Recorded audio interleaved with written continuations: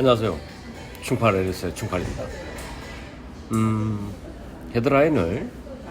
헤드라인을 경제 정책 및 부동산 정책을 어떻게 하면 좋을까에 대해서 잠시 저희 개인적인 생각을 말씀을 한번 드려보겠습니다.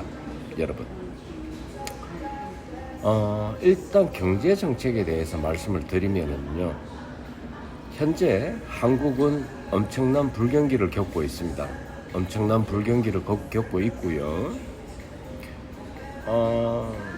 지금 이제 퇴근 시간에 제가 이제 투썸 플레이스라는 카페에 들어와 있는데 손님이 없습니다. 네, 손님이 별로 없습니다. 손이 별로 없고요.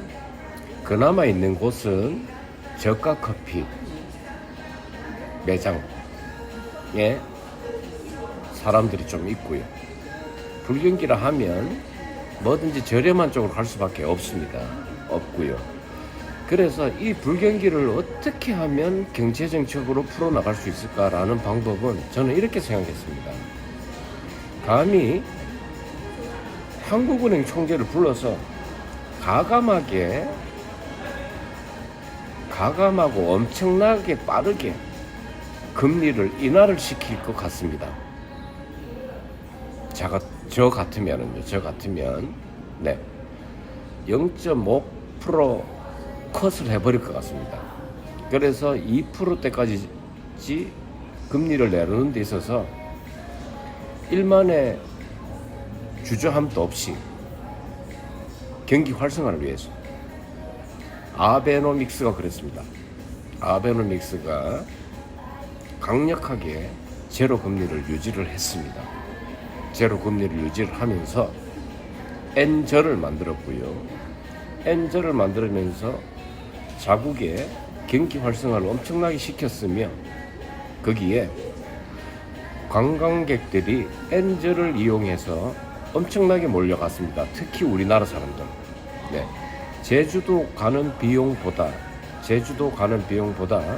비행기 타고 일본 갔다 오는 비용이 훨씬 쌌기 때문에 그렇죠. 네. 저도 갔다 왔습니다. 일본을. 네. 제주도가 오히려 숙박시설 및 더 비싸게 치더라고요. 그래서 가감한 다른 거 다 필요 없을 것 같아요. 다른 거 다 필요 없습니다. 지금 민생 복지 자금이 풀어지면서 제가 앞전 영상에 말씀을 드렸습니다. 인플레이션을 일으킬 수 있기 때문에 돈의 가치가 떨어진다. 그러면 서민들이 겪는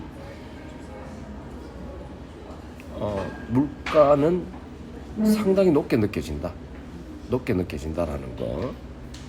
거기에 우선은 민생 자금이 풀려가지고 경기가 조금 활성화된다라고 생각할 수 있지만 몇 달만 지나버리면 그게 오히려 부메랑이 되어서 돌아온다라는 게 제 생각입니다.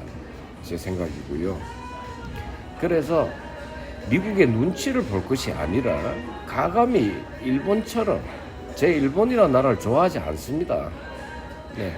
그렇지만 또 강력한 경제 정책이 전부 다 처음에 아베노믹스는 망한다 그랬었습니다. 망한다 그랬지만 안 망했어요. 안 망했고 이제 점진적인 금리 인상으로 큰 문제를 일으켜내지 않고 있습니다. 않고 있고. 그래서 그런 학습 효과도 있기 때문에 특히 우리나라는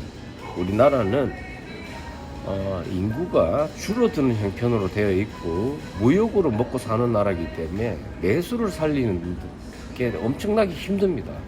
네, 엄청난 노력을 하지 않고는 진짜 뼈를 깎는 노력을 하지 않고는 내수 경기를 살린다는 건 진짜 쉽지 않습니다. 쉽지 않기 때문에 호주머니에 돈을 쓰게 만들려면은 그나마 금리를 인하시켜서 경기를 활성화시키는 거, 금리도 급격한 금리 인하가 필요하다는 거, 그게 제 생각이고요. 두 번째로 부동산 정책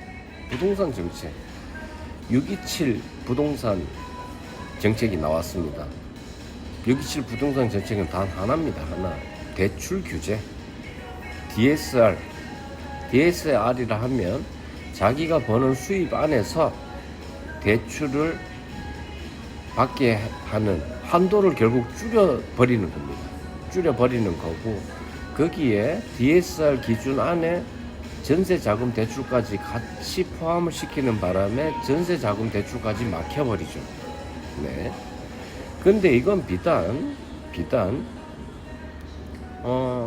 서민들은, 실수요자들은 대출이 있어야만 집을 살 수가 있습니다. 저희는 서민이죠. 서민이기 때문에 서민들이 집값을 크게 올리진 못해요. 왜냐? 투기꾼들이 올리는 게 집값입니다. 그래서 보란듯이 지금 서울에 90억, 100억 하는 아파트를 상위 10%인 부자들은 현금으로 사버리죠. 사버려서 다시금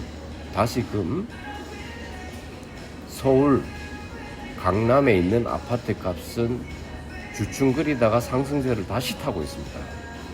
그러면 이 문제를 어떻게 해결할 것인가? 아주 쉬운 방법이 있다는 걸 제가 생각을 했습니다. 아파트, 부동산 중에 아파트를 제가 제일 좋아한다 그랬죠. 제일 좋아하고, 상가나 땅에 있어 가지고선 그 사람이 죽을 때까지 양도세가 붙어 갑니다. 그런데 아파트는 그렇지 않아요. 아파트는 2년만 보유하게 되면은 12억 내 안에서는, 제가 3억에 사서 12억이 되어도 2년만 보유하면은 양도세를 1도 내지 않습니다. 네. 만약에 3억에 사서 12억, 9억의 시세 차익을 누렸으면 거의 50%인 4억 5천을 양도세로 내야 돼요. 내야 되는데 2년만 보유를 하게 되면, 뭐 실거주 얘기도 있죠. 2년 실거주를 칩시다. 실거주 2년 하는 거 힘든지 알죠? 실거주 2년, 하여튼 2년만 보유하게 되면은 양도세에서 자유로워진다. 네.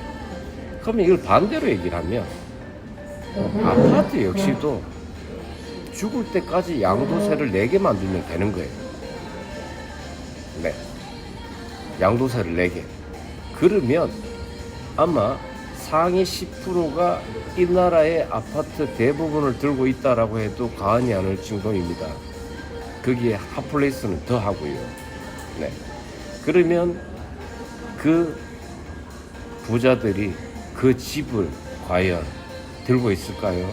그때부터는 엄청난 공급량이 나오게 되어 있습니다. 네.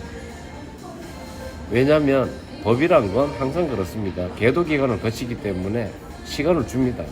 그 시간 동안 어마어마한 물량들이 쏟아지겠죠. 네. 양도세를 피하려고요. 그러면은 자동적으로 정부가 머리를 싸매고 없는 땅에 아파트를 짓는 대규모 공급 정책을 안 펼치더라도 아파트 공급량은 갑자기 쏟아져서 아파트 값은 거의 폭락 수준으로 갈 것이다라는 게 제 생각입니다. 네. 그런 생각에 두 가지를 이제 부동산 정책의 팩트 한 가지입니다. 첫 번째 경제 정책으로는 급격한 금리 인하, 부동산 정책으로는 죽을 때까지 양도세를 내게 하자. 네. 이 두 가지 높은 사람들이 모르진 않을 것 같은데 뭐 거기까지는 언급하고 싶지 않습니다. 네, 우리는 우리만의 리그만 뛰면 되니까요. 그래서 강력한 그런 카리스마 있는 정책을 펼치는 게 우리나라가 잘 사는 길이 아닐까 싶어서 영상을 찍습니다. 네. 뭐 개인적인 사견이니까는요, 또 보기 좋게 들어주셨으면 좋겠습니다. 여기까지 충팔 NS의 충팔이었고요. 구독, 좋아요 꼭 부탁드리겠습니다.